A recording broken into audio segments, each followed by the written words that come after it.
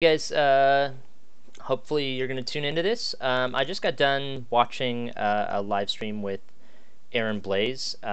He's an amazing character artist he worked for Disney for like 20 plus years, did a bunch of animation. He still does animation. He does an online school, but he was doing this watercolor um, painting of a puma, and I was like, man, I see what he's doing. I don't think it's that hard, but I'm not that good with watercolors. I haven't practiced it. I don't do it enough.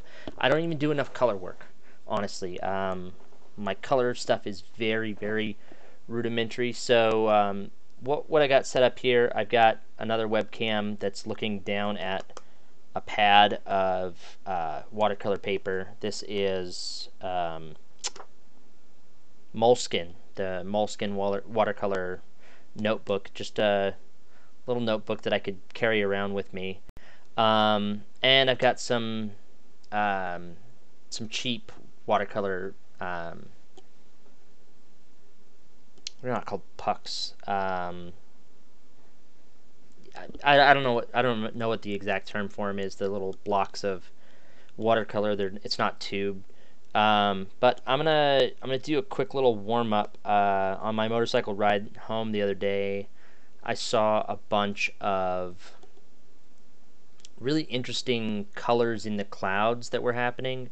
I was actually taking notice of temperature changes as it was happening, and so I'm gonna start warming up with that, and then I'm gonna move to a landscape piece here based on a scene in a samurai film that I was watching the other day. It's a really interesting layout with cools and warms contrasting each other, and I think that honestly was just because it was a bad um, it was an old recording, and it was converted to digital really poorly. And I think that this was a happy little mistake, that because they converted it poorly, these color tones really were just separated into the contrast, and so you got this really, really rich warm versus this really, really cool blue. And it was a nice, like, I remember looking at the layout and going, oh man, that's a really badass layout. So I'm going to try to just paint that from memory. All this right now is painting from memory. I threw down a couple of little pencil lines to kind of give me somewhere to start, and I'm noticing that this is a little bit blurry. So let me see if I can clean that up a little bit. Or I'll just ruin it entirely. That's cool too.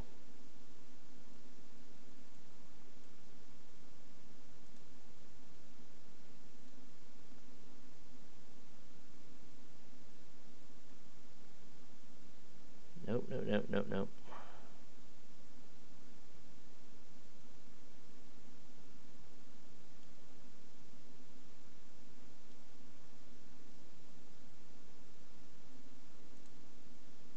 Ah, man. Had to go and just screw that up, didn't I?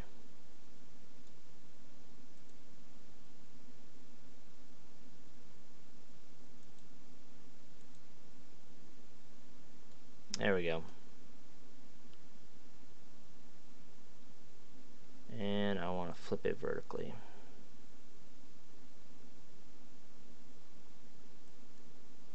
Nope, flip it back. There we go, because I've already got a flip filter on it. Okay, sorry about that. Yeah,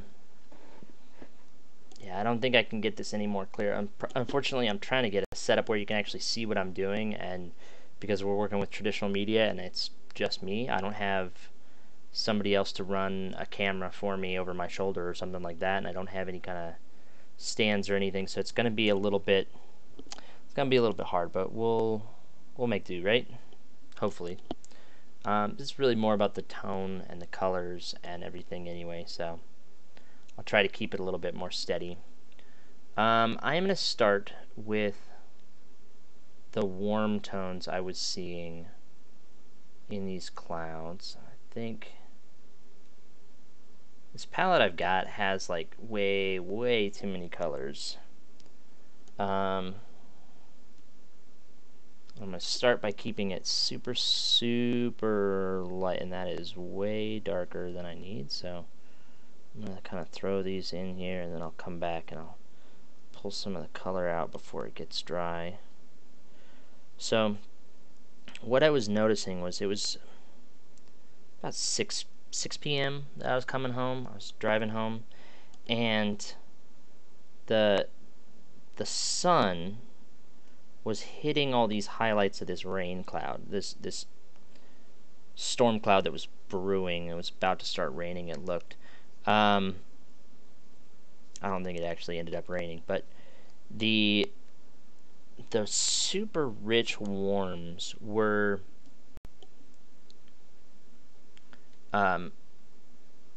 the clouds weren't white. They were slightly yellow, and then that was contrasted with this blue gray from the actual cloud itself that was brewing and storming, and then that kind of bled down into the sky itself below. I live out in the desert, so the ground is burnt sienna kind of color. This brush is garbage too. I've got some better brushes on their way, but they're not going to be delivered for a couple of days. But we'll make do, right? I might not. I might switch over. Alright. Screw that brush. We're going to switch to a flat. That was one of the only round brushes I've got, but if it's not going to play nice, I don't really want to play with it. You know? It's leaving little bristles on my page. I'm going to put this mountain in even lighter than this one in the front because you want that atmospheric perspective going on. So I'm trying to think about that when I do this. Keep the tone and value going. I'm hoping you can see this a little bit.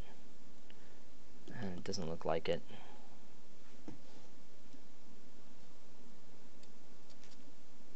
It's harder than I thought to record this and show at the same time, so just trying to find a good angle for that, because this is kind of the angle I want. I just want this. I wish this was so much clearer.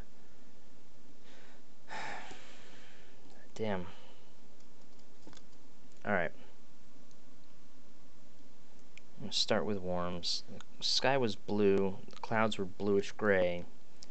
This area here was bluish gray. So I'm going to do a little bit more kind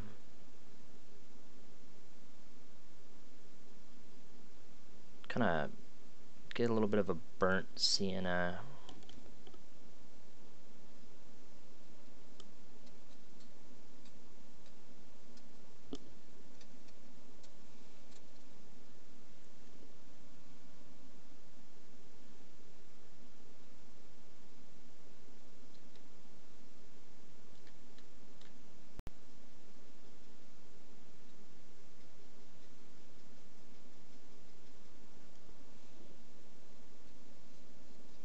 Ooh, that's a little bit too rich.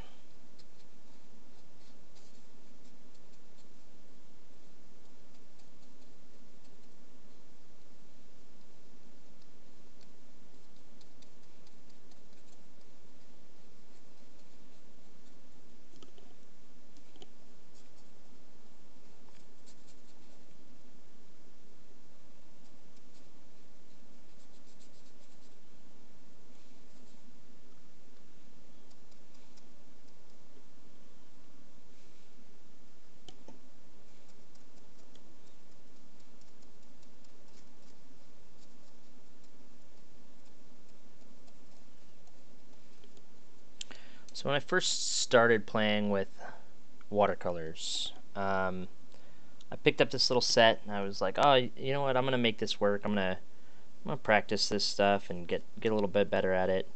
My biggest problem is I was trying to do plein air paintings, without actually like laying down a foundation. In this one, you can kind of see I've laid down a red pencil foundation, and that's a technique I saw from a French. I don't think he's French. He may just live in France. His name is Marco. Oh man, I'm terrible with names. The longer you hang out with me, you're gonna realize I am the worst at remembering names. His name is Marco. Starts with a B, and he does a bunch of YouTube videos. He's got a really good YouTube tutorial channel that I highly recommend. I'm gonna find his name and I'll put it in the description of this video just so that you can click on the link and go check out his videos, because him and Aaron Blaze, like the two of them, when they do watercoloring, it's inspiring. It's truly inspiring. You want to do what they can do, just because they make it look effortless. I will say it is not so effortless. It does take some practice. It does take a little bit of work, but you got to just keep at it. And I mean, I was really discouraged when I first started doing watercolor, because my colors were getting really muddy. The texturing was not good. I've got no problem admitting that it was just not good. And I was really struggling with getting a nice smooth color and really translating what I saw, and the structure, because it flows and it's mobile. You have to put a lot of thought and effort into controlling it. You can't let it just run wild. I really should put this camera more in front of me, because I keep looking in front of me, so it's like I'm not even really looking at you people, and it's weird to me. I really should. So, yeah, it's a difficult medium to kind of, you're pushing it around, and you're trying to move it around, and if you're not careful, you'll push the shapes over each other. So like you push this cloud edge, and you lose it immediately. As soon as you've gone too far, it's too far. You're done.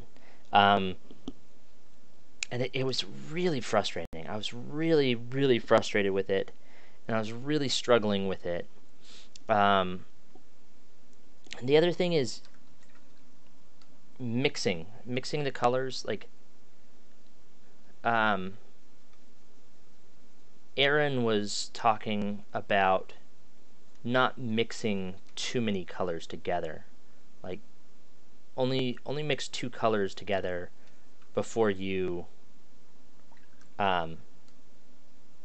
start getting muddied colors. If you mix too many colors together, you'll lose it immediately.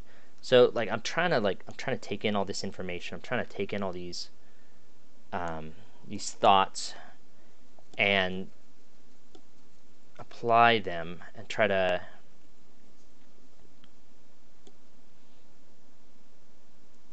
assimilate that knowledge that's been gained by these artists that are so knowledgeable. Ooh, yeah. I gotta thin that down some.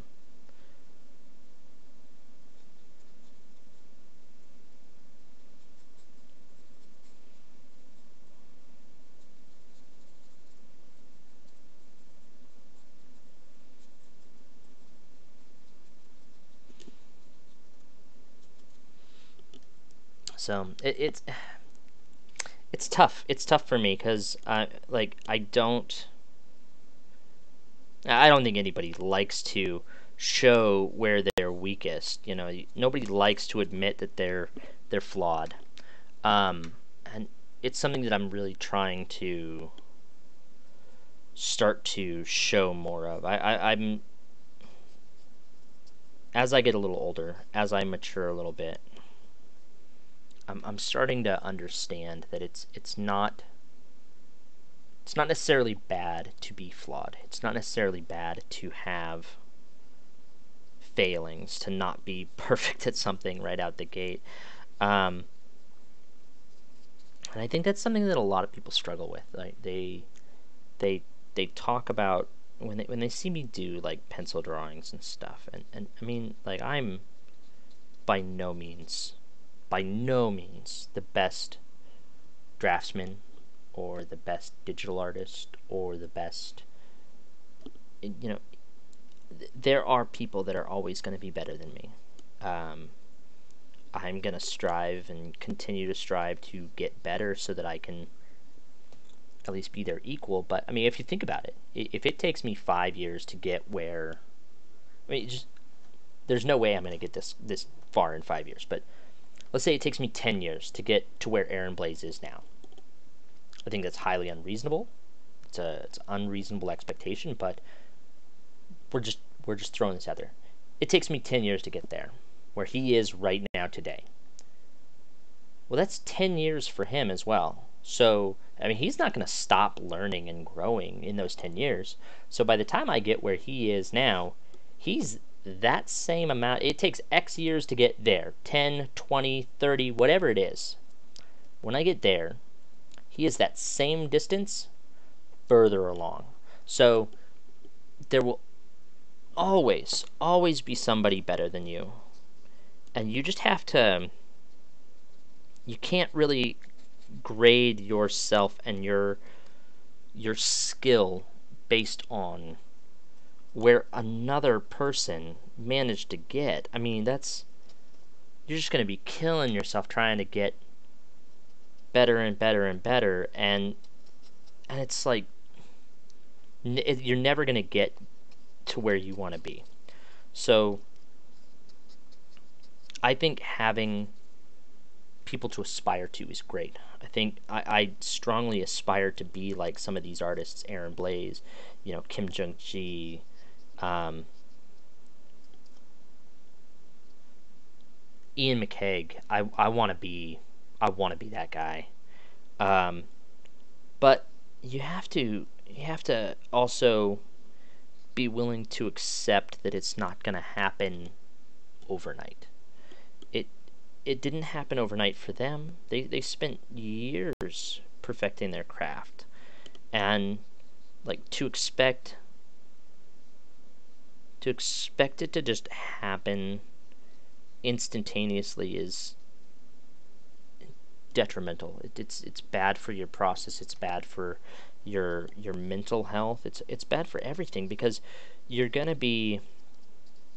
It's gonna end up being very negative for you. You're not gonna get where you want to be, and it's not gonna be how you want it to be. And it probably won't be for a long time. And that's just the fact of the matter. I mean, it's a sad fact. It's a painful fact, but it's just how it is. You can't rush a skill. You can't rush learning. There are definitely tricks you can do to get there faster, but I mean, I personally, I've got a lot of younger kids that go to school where I go to school. So I'm 31 and I'm still going to school. I didn't start going back to school till I was 27, and I think that was a huge mistake. If you can get your degree early, do it. If you can put in the work and you can put in the time, do it. So much easier to do it early, but at the same time, you don't want to a lot of people are worried about what school to go to, and like, well, do I have to go to Cal Arts? Do I have to go here to get into this studio? I want to work here. I want to do this. Um, that's how you end up in a ton of debt and not really where you want to be. Um, I'm going to a community college, honestly. Like I'm taking community college, but as you can see, like I didn't take a watercolor class. I'm teaching myself as much as I can, and then when I have time, I take classes. I work a full-time job to pay for my house and support my family, and so it's finding the time to balance all this stuff. This is where I want my career to go. Like, this is clearly what I want to do. I made that decision when I was 25. I was like, this. I need to do whatever it takes to get here, to do this, and it's not always easy. It's not always what you want, but I mean, I had I had some people around me at the time that they it's unfortunately they're no longer friends with me. I cherished their friendship while it lasted. I cherished what, you know, I tried not to take advantage of that friendship. And I don't know what happened. Something just, we just grew apart. And we walked in different circles, and it's unfortunately how it goes sometimes. But they were kind enough to be honest with me. Far too often, artists surround themselves with people that make them feel better, and I understand. We are a depressing people. We are very harsh on ourselves, especially, um, and we don't always see the beauty that other people see in our work. We see the negatives. We see the faults, as it were. Um, because a lot of us are perfectionists. We want it to be just right. It's not always going to be just right. Sometimes it's going to be just okay. Um,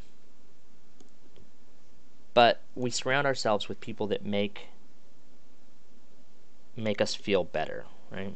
We surround ourselves with people that tell us that we're doing good. We surround ourselves with people that tell us that they like what they see. Um, we do it with everybody does it. People do it with social media now. It's it's gratifying. It makes life a little easier. Life sucks if you're surrounded by negative people, or people that tell you that you're not good enough, or people that um, say that you could do better. But I find it a little bit of a double-edged sword, right?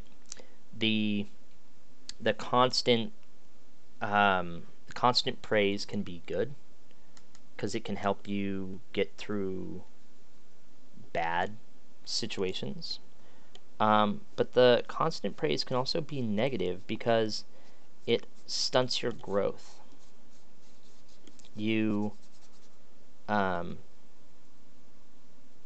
you tend to start listening more to them than the people that say, I mean, I see what you're doing. It's just I think you could do better. You could put a little bit more into this, and that's the problem. Is when you get complacent with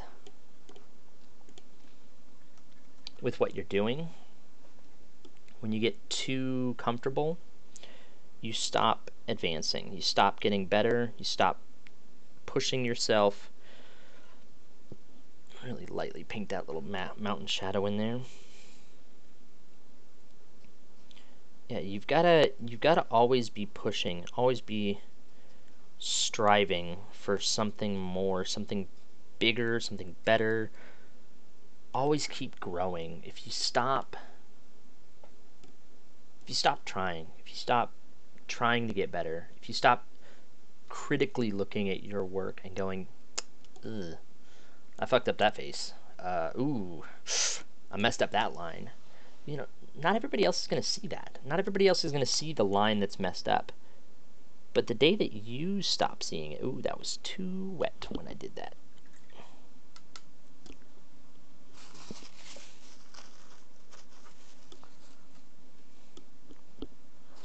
The day that you stop seeing your work as potentially flawed is the day that you stop seeing flaws in your art altogether. And that's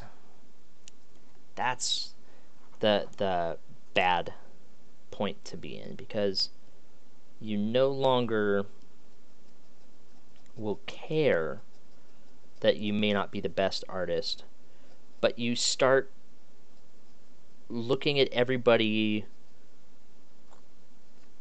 who says that your art's not that great. And typically those might be the people that you're going to interview with or have your portfolio reviewed by. They don't mean to be rude or mean. They're not trying to be rude or mean. They've got time constraints. They've got a very limited amount of time, and they have a lot of people behind you that want to have their stuff looked at as well. And so they've got to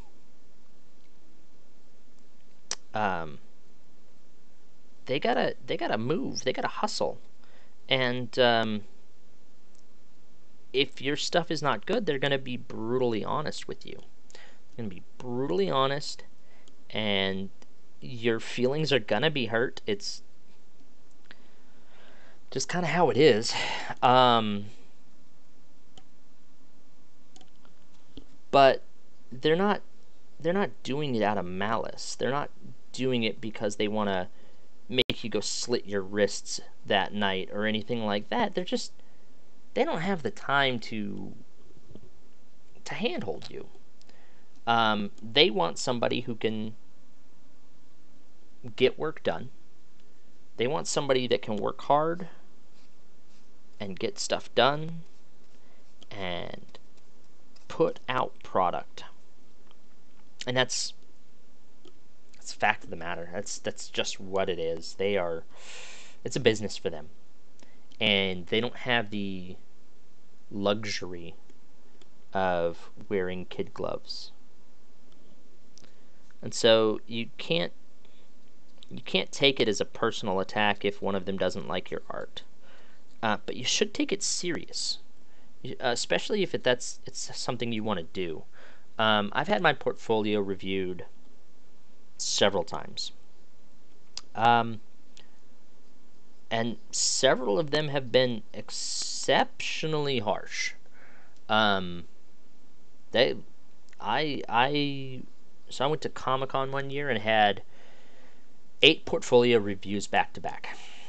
And man, I was depressed for a week after that. It was brutal. But I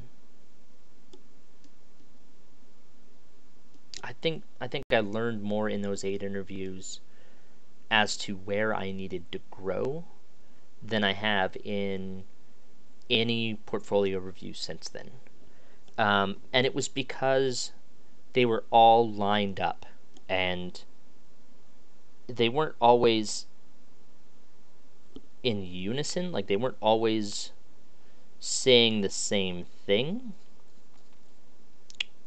but they definitely all, if they ever did align on something, they're like, you need to work on this, then I was hearing it more. I was hearing it more frequently and more honestly from these people.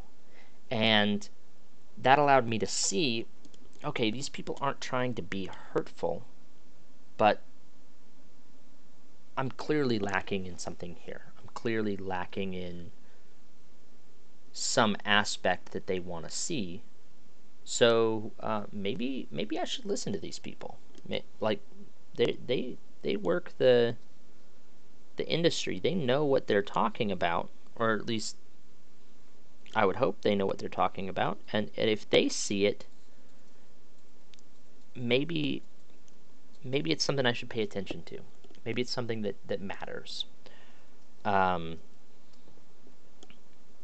so I started trying to think of portfolio reviews more as a way to find out what my biggest flaws were. I am not liking this brown here. It's muddy. It's not happy. I'm not liking it. I think I went too dark too quick. And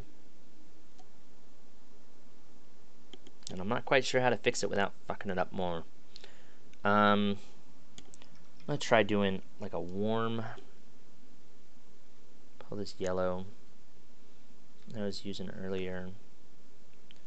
Maybe throw a little bit of green. Just a hint of green. I gotta warm that up some more. Ooh, that's gonna be nasty. Nope. Executive decision. I'm gonna say no on that one. Okay. New plan.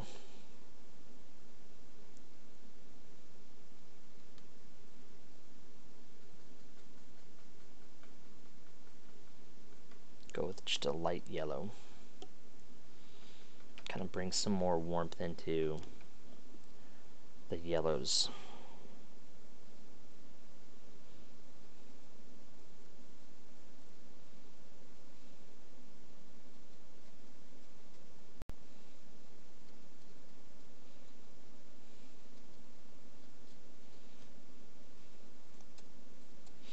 See, like there's the thing, like I screwed up in this painting even, and so like, you have to be willing to admit that you're gonna make mistakes. It's how you learn. It's how you grow.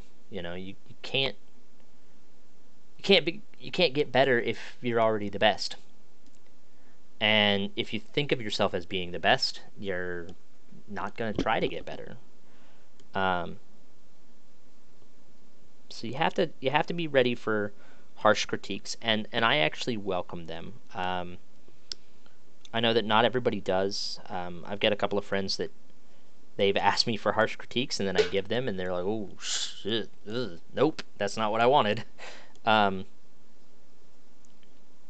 it's because they didn't see the truth of what they were working on. They saw that ideal, the I'm a perfect individual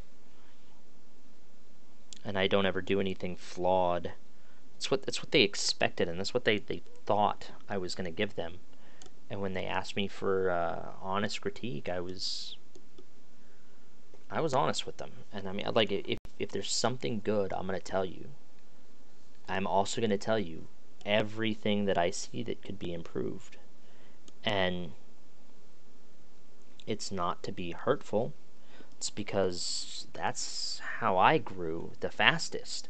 If you want fast growth, you have to be willing to accept that you're not perfect. You have to be willing to accept that there's going to be flaws. And you're going to accelerate your learning much, much quicker.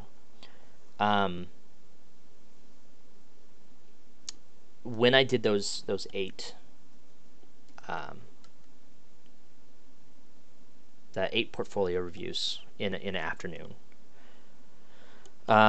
they the one thing I did that I cannot recommend enough, I had a notebook and I was sketching while I was waiting, but at the same time, every single time that I was done, with one of these portfolio reviews, I sat down and I made notes about everything they said and who they were and what their reasoning behind their opinions were.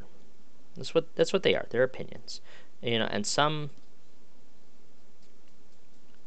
people are going to tell you to do one thing, and other people are going to love the thing that they told you to stop doing. They're going to say stop doing this, but do more of this, and you're going to go to somebody else and they're going to tell you the exact opposite. It's a possibility, and there's going to be a point in your career where you have to decide, well, who's right? Who's the correct person to listen to? And that answer really comes down to, what are you trying to do with your art? Who's your audience? Knowing your audience. If your audience is Nickelodeon, they're going to want something different than Disney. They're going to want something different than Lego. I interviewed with Lego. That was probably one of my best interviews. It was fun. It was lighthearted, but it was because he was there. He had nobody coming to see him. Nobody wanted to go work for Lego, and I had downtime where I was waiting between Disney Animation and I don't remember who the other one was that I just got out of, and this guy was just sitting there, and he's like, "Hey, anybody want a review? I'm free. I'm available." And I was like, you know what? Screw it. Yeah, let's do it. And I sat down with him, and he's like, "Oh, thanks, man. I was starting to get bored here. I'm glad somebody took me up." And he was lighthearted with his attitude, and he was honest with me. And he had been watching me sketch because he had nothing to do, and I was the only one sitting there sketching while I was waiting for these interviews. And he's like, "I like the fact that you're sitting there sketching. You're not just sitting here with your portfolio." And I don't know. I took a lot of what he said to heart a lot more, because it wasn't something I was interested in. I wasn't striving. I hadn't targeted my portfolio towards Lego. I wasn't striving for Lego.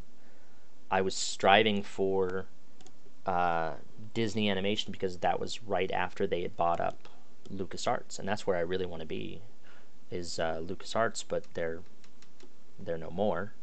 They're now part of Disney Animation, or they're one of the Disney subsidiaries. So I was like, well, this is where I want to be. So that was the one that I had kind of targeted and geared for. And I was totally not ready for that job at the time either. My stuff was not anywhere near where it needed to be. I'm really going to start putting some darks in here, because I want to really kind of accent that dark shadow shape, really push some value into this piece. Yeah, but I wasn't trying to please him, so my portfolio was just as it was. There was no tricks that I was trying to pull. There was no punches that he was trying to pull. And it was just a honest, heartfelt portfolio review, and it was fantastic. It was amazing, because I didn't feel like he was trying to be coy with me. I didn't feel like he was trying to placate me. He knew I wasn't really interested, and I knew I wasn't really interested in it. But at the same time, that didn't mean that we couldn't sit down and talk honestly about my work. And he was honest. And I mean, there were things that he loved that were perfect for Lego, and he's like, if you can fix X, Y, and Z, we'd love to have you. Um, and that was really heartfelt and impactful for me, because I mean, he was saying that the stuff I needed to work on was the same stuff that all these big studios were saying I needed to work on. Like, we need this, and that's just the way of the market. But I just I heard it more clearly from him, because he was just an outside observer. Um, he wasn't the hot girl at the party. He was the hot girl's friend that I wasn't really into.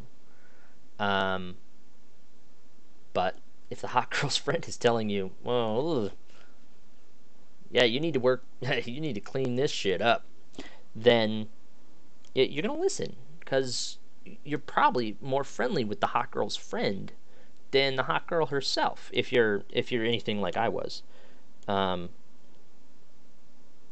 yeah, it's a it's a bad high school analogy right there. I was not how you say, the popular kid in high school. Um, Although I had the biggest crush on the, like, head cheerleader. This stereotypical high school bullshit. Um, Biggest crush on her, and I could not possibly be more invisible. um,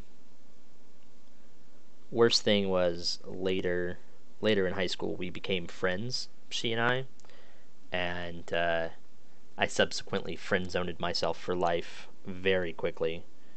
Um, but it all worked out. I'm happy. I'm happy in my life. I'm happily married. I have a kid on the way. Can't complain. But it's interesting how the kind of turns your life takes that you're not looking for, and what you prioritize when.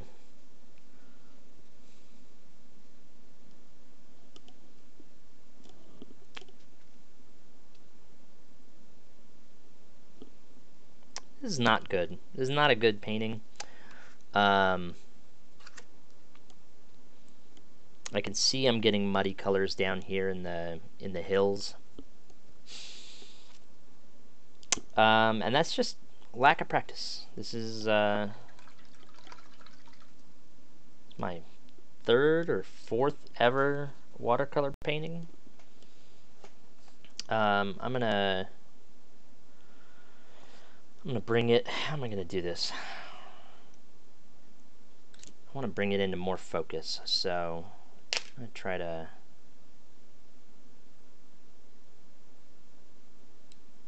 Yeah, it just is not gonna focus. All right, bear with me a second. I'm gonna turn this little camera off.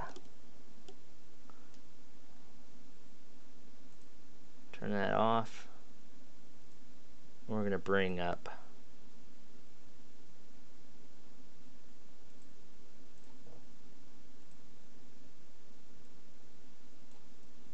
Yeah, no, it's just my big ugly mug.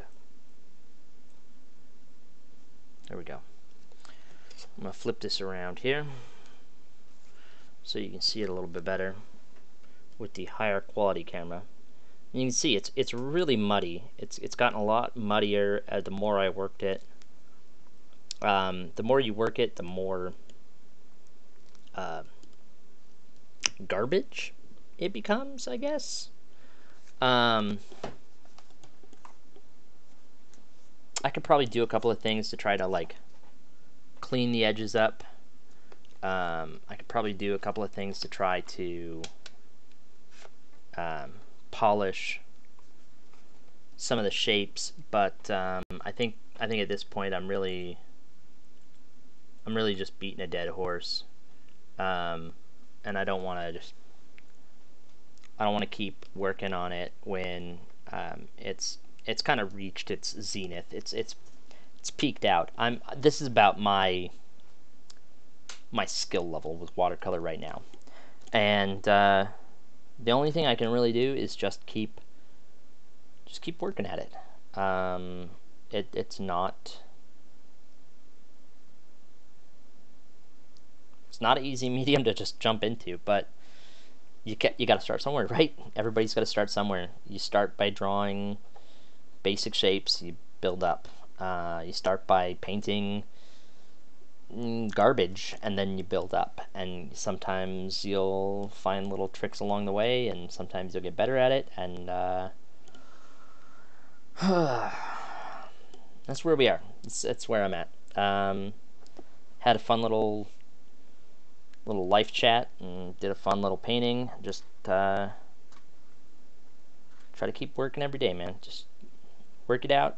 Keep struggling. It's gonna be a struggle, but you know what else are you gonna do, right? The harder you struggle, the farther you end up getting. So it's my goal. Struggle, struggle, struggle. Eventually I'll get somewhere. So thanks for tuning in if you tuned in. Thanks for putting up with my ranty ravings about life. Yeah, if I don't have people asking me questions, I get really deep, really dark, really quick. But it's life of an artist, you know. Thanks for tuning in.